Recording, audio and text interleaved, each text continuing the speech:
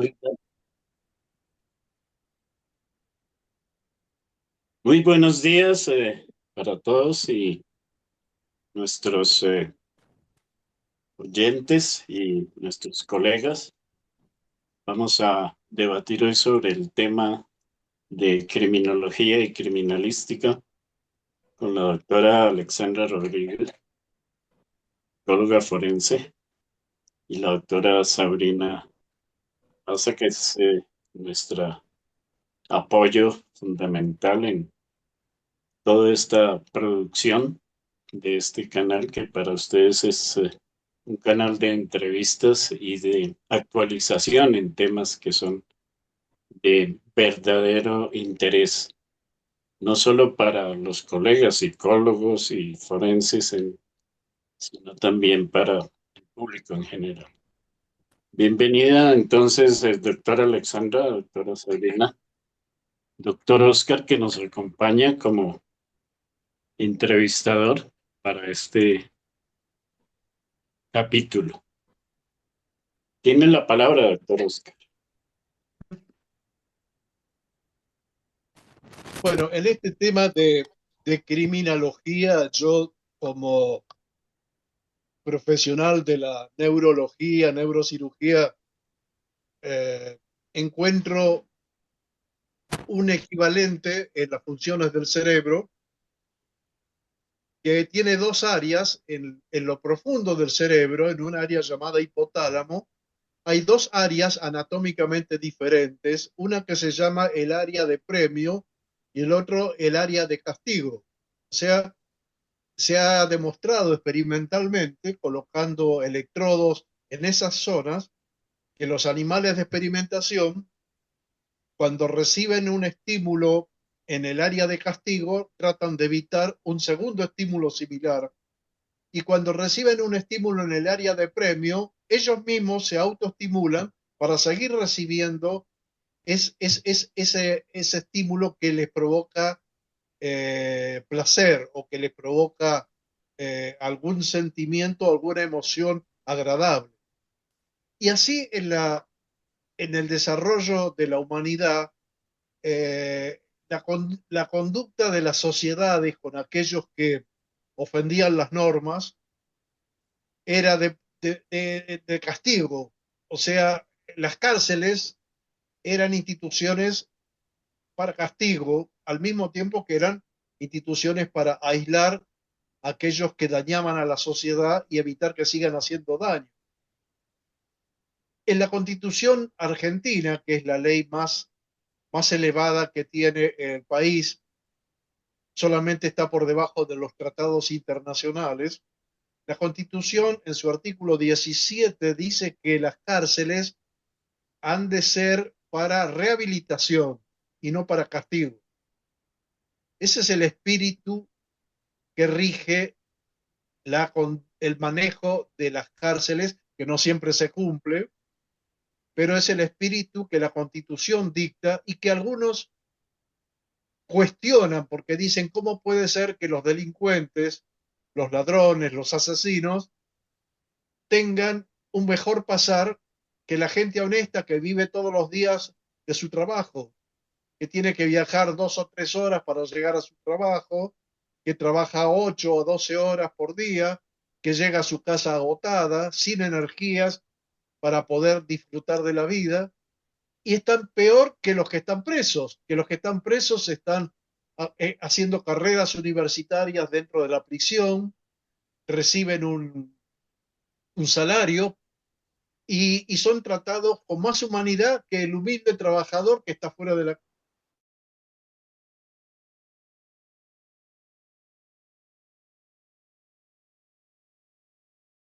de que las cárceles deben ser para castigo y no para rehabilitación. Además dicen que hay muchos tipos de crímenes o criminales que no tienen posibilidad de rehabilitación, que no tienen cura, por decirlo de un punto de vista médico. Eso, ¿qué opinión le merece estas, eh, estas disquisiciones a la doctora Alessandra Rodríguez?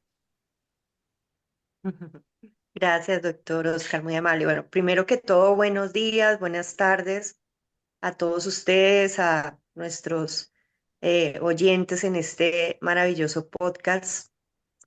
Em, el tema de rehabilitación carcelaria, pues como cualquier tema relacionado con el comportamiento humano, la psicología forense, la criminalística, la criminología, el mismo derecho. Pues tiene ese origen en diversas teorías, principalmente las relacionadas con el derecho. Debo aclarar que yo no soy abogada, pero pues algo le aprendo a los abogados. Y la razón por la que las personas privadas de la libertad tienen esos privilegios, pues los llamamos acá en este momento, o sea, poder estudiar carrera universitaria, recibir sueldo, aunque acá en Colombia no. No sé, tal vez en otros países, pero en Colombia sí una persona puede estudiar, puede trabajar, pero no recibir sueldo como tal, y hacer labores comunitarias dentro de la cárcel. Por poner un ejemplo, si el privado de la libertad es un psicólogo, entonces él puede dictar talleres de autoestima dentro de la cárcel. O como conozco yo a alguien que es pastor, entonces él se ha dedicado a evangelizar o como se llame dentro de la cárcel. Pero entonces, desde el derecho como ciencia humana y social, ¿por qué el derecho dice que a estas personas privadas de la libertad, condenadas, hay que darles estos privilegios, lo estamos llamando acá? Porque si bien está castigando a través de una pena privativa de la libertad, que según el derecho además, perder la libertad es uno de los más grandes castigos que puede tener una persona. Es mejor que como en otras épocas, cuando se lapidaba al ladrón o al violador o al asesino, o se le sometía a tratos inhumanos, además sin saber si de verdad era inocente o culpable, ¿sí? Entonces el derecho dice, no, el mejor castigo para quien ha cometido un delito, y más si es un delito grave, es perder la libertad. Pero perdiendo la libertad, esta persona no va a estar de por vida privada de ella. Supongamos acá en Colombia, la pena máxima de prisión es de 60 años. eh, mm, pero pocas personas son condenadas a tan altas penas. Em, Generalmente la máxima pena es de 40 años cuando la persona no acepta que cometió el delito, ¿sí? Ejemplo, y para hablar de casos mediáticos, este señor acusado y condenado hoy en día por haber quitado la vida a su hermano y a su mamá, ¿sí? El hermano era un famosísimo peluquero acá en Colombia. Y bueno, su señora madre, que por supuesto era madre también del hoy condenado. Este señor, bueno, ha tenido un proceso judicial muy largo. En una primera audiencia él aceptó cargos. Si él hubiese mantenido esa decisión, habría pagado en total 17 años de prisión, entre 15 y 17 por haber matado a estas dos personas. Pero cambió de abogado, le dijeron que no, que él podía probar su inocencia, entonces se dispuso a enfrentarse a un juicio muy largo donde finalmente salió condenado, pues a más de 40 años de prisión, creo que, o 50, ¿sí? Entonces, ¿cuántos años tiene él? Él tiene aproximadamente 35 años, ¿sí? Ok, ha sido condenado a 40. Eso quiere decir que si permanece en la cárcel esos 40 años, saldría hacia los 75. Supongamos que a los 75 él aún viva y salga de la cárcel. Entonces dice el derecho, ¿qué se va a poner a hacer ese señor? ¿Sí? ¿Será que va a tener familia? ¿Será que va a tener trabajo? Porque es que él va a volver a la misma comunidad a la misma sociedad de la que lo sacó la justicia, porque la justicia dijo, este señor es peligroso, yo lo saco, ¿sí? Pero cuando ya cumple su deuda con la sociedad, lo dejan libre y él qué se va a poner a hacer. Entonces, como él ya vuelve a la sociedad, ya cumplió su pena, ya pagó, entonces se supone que él debe volver a tener una vida normal y para eso se le prepara en cuanto a estudiar o trabajar en algún tema dentro de la cárcel, mantener algunas relaciones sociales y a todo eso le llaman la función rehabilitadora de la pena. Entonces yo derecho, castigo a un individuo por su delito, pero al mismo tiempo y pensando en que él va a salir libre, tengo que rehabilitarlo, tengo que prepararlo para que vuelva a vivir en comunidad, ¿sí? Esa es la razón, mi querido doctor Oscar. Doctora Sabrina, buenos días. Buenos días a todos. Doctora Buenos días, Sabrina, Mike.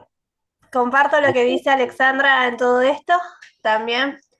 A ver, está bueno el tema que trae Oscar porque es completamente actualizado y se mantiene durante tantos años también.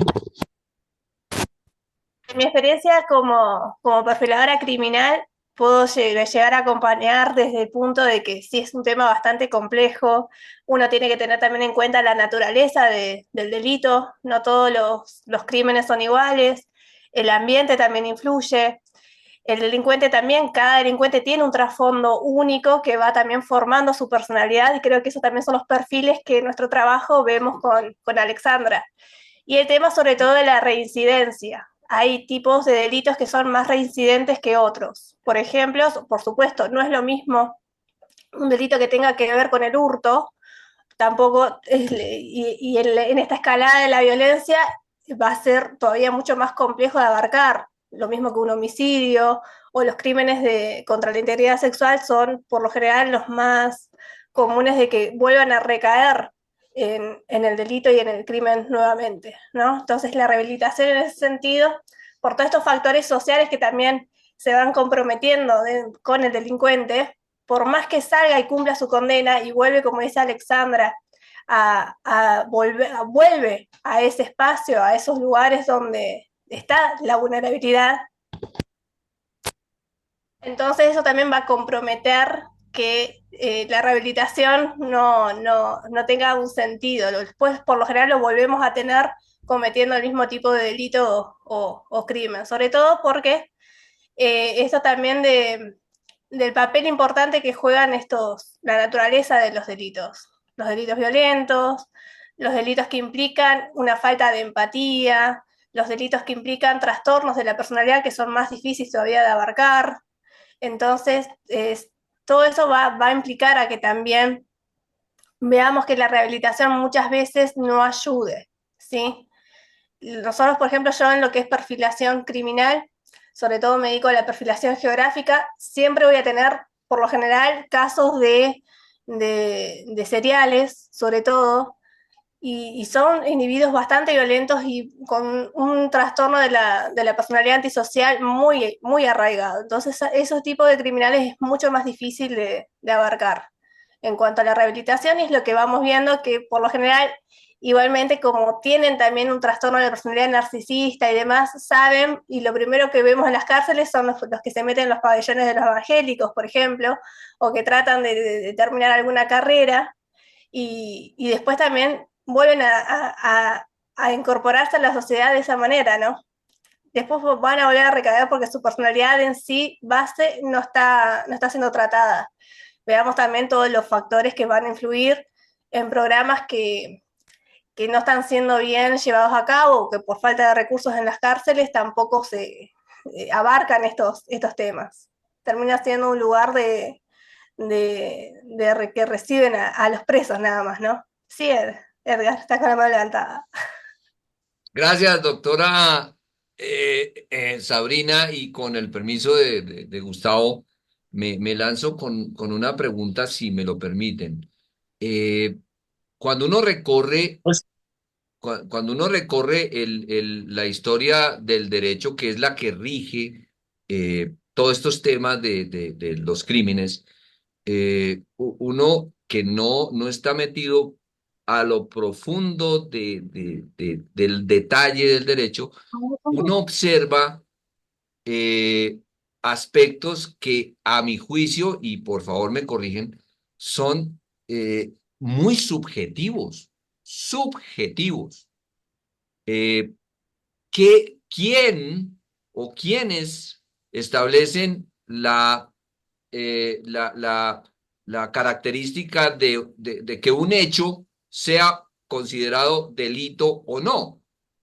Si yo miro y si echo para atrás, como mencionaba Oscar, históricamente, o la doctora eh, eh, Alexandra lo mencionaba en su primera intervención, eh, el derecho también ha evolucionado. ¿Y por qué evoluciona el derecho? Porque si ustedes se ponen a pensar, lo que, lo que es considerado hoy, 2024, un delito, probablemente, si lo comparamos a hace un siglo, eh, eso no era un delito y viceversa. Además, los grados de castigo han venido modificándose, ¿sí? De los castigos. A mi juicio, lo que considera, no, ustedes los expertos dicen, la tipificación del delito es un simple acuerdo social para considerar un hecho delito o no delito, y en determinados grados para tomar en cuenta y establecer una pena. Esa subjetividad no produce acaso la debilidad que hoy día estamos viviendo en todos los sistemas judiciales para establecer y regular el crimen. Y quiero terminar mi pregunta con lo siguiente. Hay líderes, principalmente políticos, que intentan violentar esa subjetividad, ese acuerdo social que esencialmente es un acuerdo moral y ético para clasificar un hecho como delito. Y hay líderes que hoy están subrepticiamente metiéndole en la cabeza a las nuevas generaciones que el acuerdo de que es un delito, pues realmente no lo es. Que pongámonos de acuerdo todos en que ese hecho no es un delito. Y hay un sofisma de distracción que puede progresar al punto de decir, bueno, si robar un celular era un delito y eso tenía una pena y eso es un costo social porque tenemos que poner preso y eso económicamente es muy costoso, pues ahí viene el sofisma. ¿Qué tal si nos inventamos que robar un celular ya no es un delito? Entonces se nos acaban los criminales.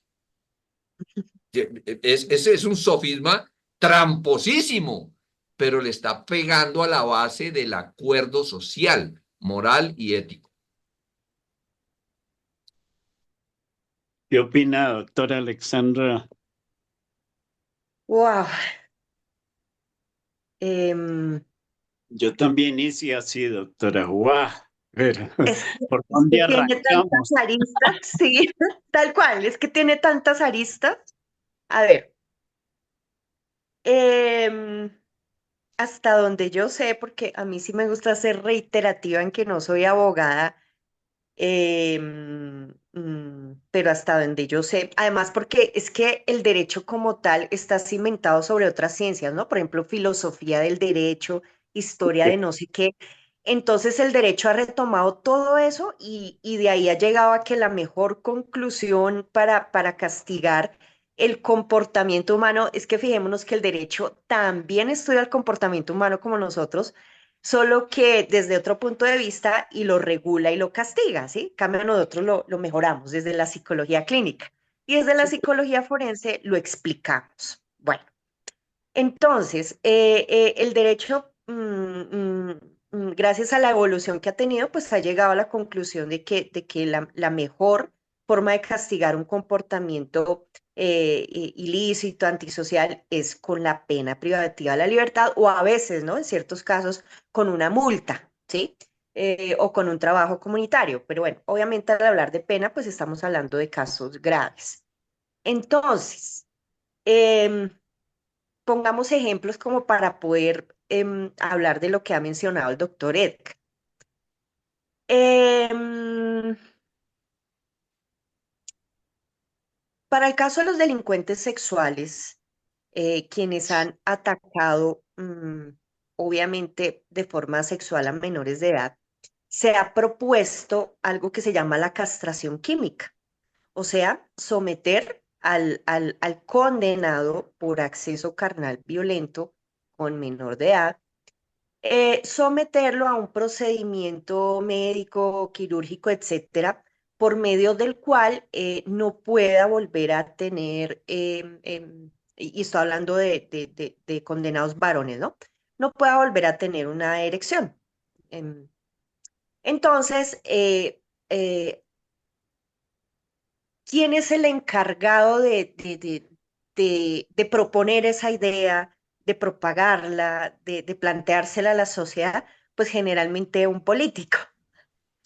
Por eso digo que esto toma como aristas, ¿no? Entonces sale el político Pepito Pérez y es que los violadores son una plaga para la sociedad, no sé qué, yo propongo la castración química y bueno, y entonces salen sus aduladores, sí, sí, sí, sí, sí, propuesta para, y desde este partido político, el partido de los niños, y los defensores de los niños. Y entonces, pero va uno y mira, pues, qué fundamento científico hay detrás de eso. Pues casi que ninguno, por decir muy poco. ¿Por qué? ¿Por qué me atrevo yo a decir eso? Porque desde la psicología forense hemos encontrado, y desde la criminología, que, por ejemplo, un agresor sexual no está motivado solo por el tema sexual, ¿sí? Yo agresor sexual me voy a fijar en este niño, esta niña, porque me inspira, porque me sube la libido y entonces lo poseo, me perdona la palabra, y ya ay, quedo contento. No, no, detrás de la agresión sexual hay otras motivaciones y una de ellas es el poder. Yo agresor sexual al infringir o mejor, manejar la vida íntima, personal de mi víctima, siento poder. Y entonces ese poder se va reforzando. Eh, eso lo explica muy bien la psicología cognitiva, comportamental, conductual. Se va reforzando esa necesidad y ese ejercicio del poder y por eso el violador, palabra popular, sigue agrediendo a otros menores.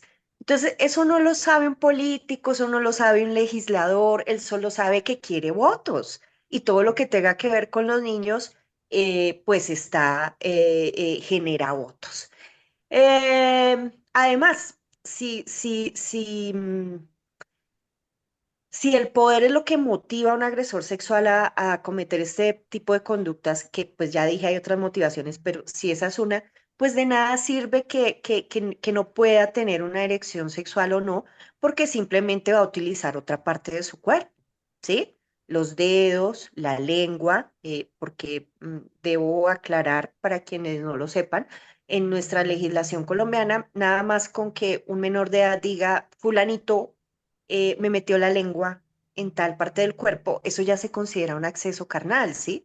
Entonces, ¿le vamos a quitar la lengua y los dedos a todo el mundo? No, no porque esa no es la naturaleza de la agresión sexual. Entonces, para ir cerrando mi respuesta, esto de la pena es muy complejo y al menos acá en Colombia se convierte en algo así, folclórico, político, es el escándalo del momento, el político X que propuso la castración química y salen diferentes personajes a decir que no están de acuerdo, hay otros que sí. y finalmente pues no se llegó a nada con eso y seguimos como en las mismas. Mm, y ahí dejo mi respuesta para darle paso a la doctora Sabrina a ver qué aporte nos tiene al respecto. Doctora Sabrina y doctor Oscar, por favor. Sí, yo respecto a esto voy a tomar lo que dice Alexandra y un poco lo que dice Edgar sobre la subjetividad, ¿no? Hoy los delincuentes sexuales, por ejemplo, también a nivel político, el discurso de ciertas organizaciones, de ciertos grupos sociales, por ejemplo, además de la castración química, que vendría a ser un extremo, el otro extremo, por ejemplo, propone que se considere una orientación sexual.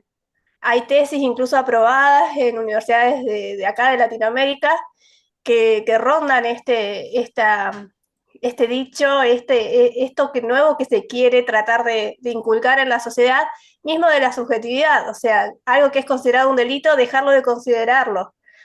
Y ahí es cuando también empiezan a jugar con el discurso político, con el discurso de cualquier agenda social que quiere imponer algún tipo de controversia. Y cuando hay una controversia siempre van a haber personas que se van a poner de un lado o de otro.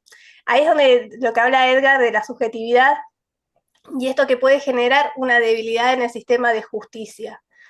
Lo mismo lo vimos, por ejemplo, con el tema del aborto, lo mismo lo vimos, por ejemplo, con el tema del consumo de alcohol, hoy lo estamos viendo con casos de ciberdelitos contra los menores o la trata de personas. Todo se empieza a configurar en un eslabón que se va encadenando y que toda esta subjetividad, más el discurso político, más el discurso social, si bien vamos evolucionando con el tiempo, por suerte, como sociedad, pero estos temas vienen también a traer algún tipo de controversia sobre cómo aplicamos la justicia.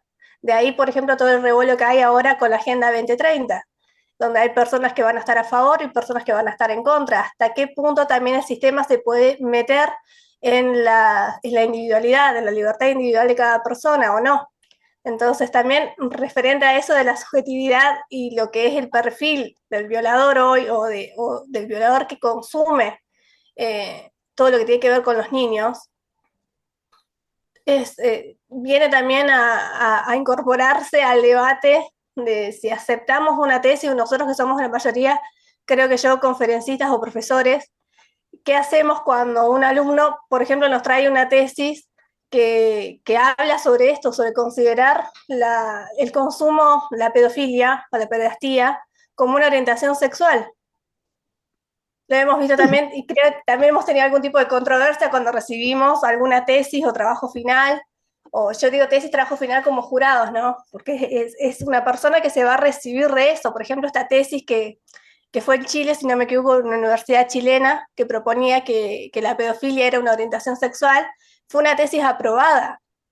Entonces, ahí es donde empezamos a ver también cómo el discurso comienza también a tomar parte de los tipos de profesionales que van a salir. Esta persona, por ejemplo, era un psicopedagogo, o sea, que va a trabajar en una escuela con niños.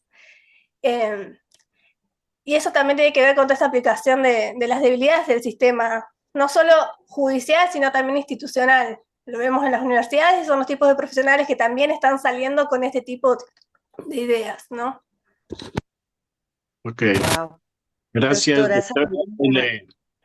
Un detalle, está evidente que hay una gran desalineación entre, um, digamos así, el campo del derecho y la política que comen juntos y por otro lado, el tema de la ciencia y en específico de la investigación psicológica, porque indudablemente desde el punto de vista del derecho y del interés del Estado, hay un costo y hay una necesidad de protección a la sociedad.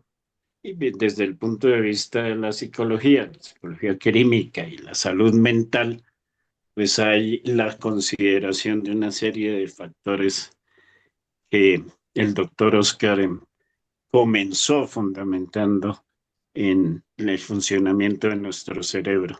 Nos queda muy poco tiempo, doctor Oscar, plantee sus preguntas. Bueno, las preguntas son tantas que es difícil elegir cuál es la más adecuada. Otra pregunta que siempre ronda mi cabeza es el sostén económico, o sea, de qué manera se van a sostener económicamente las cárceles,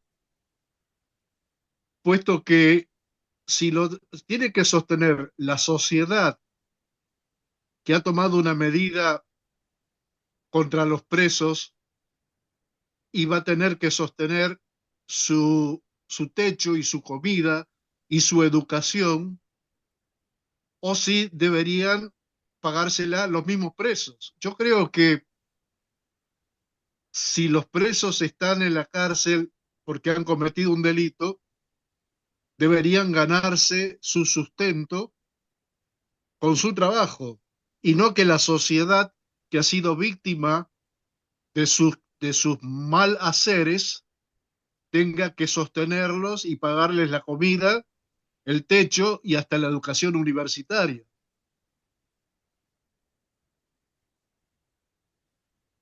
Bueno, ¿de dónde se va a sostener ese sistema carcelario penitenciario? Pregunta el doctor Oscar.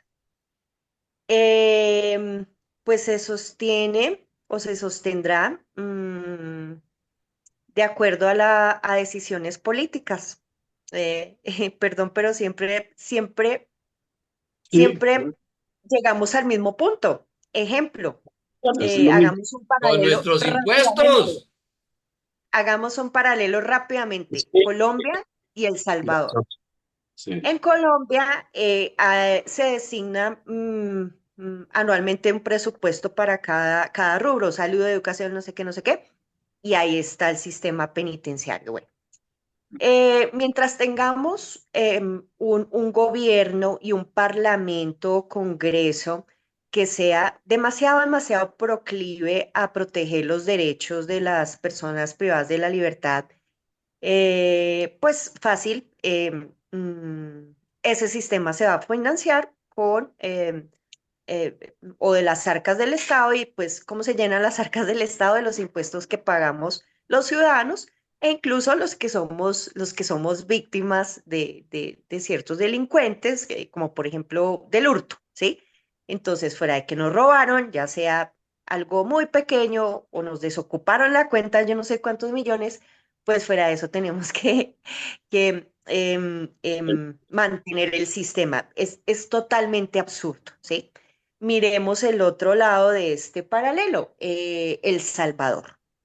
El actual presidente Nayib Bukele, tanto él como su ministro de Defensa, han dicho, y está grabado en video, que, por ejemplo, estos individuos, estos sujetos que están ay, Dios mío, una cárcel que se me acaba de olvidar el nombre, me perdonan, pero es una cárcel nueva para los pandilleros, ¿sí? Solamente hay pandilleros que tanto azotaron a El Salvador, que en su momento se llamaron los maras salvatruchas.